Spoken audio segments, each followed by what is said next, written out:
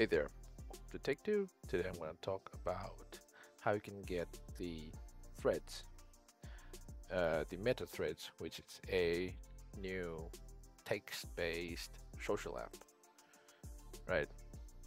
So for your PC, it's really easy. Just go to their website, and that's it.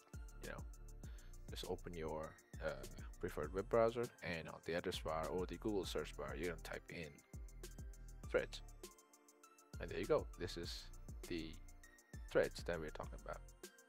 Just click on it, and this is their main page. Go and log in, and well, you're onto your account. So for phones,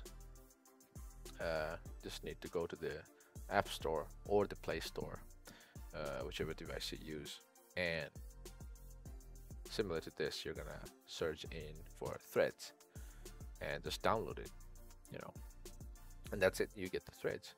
If this content helped you, make sure to like, share, and subscribe to the channel. Thank you.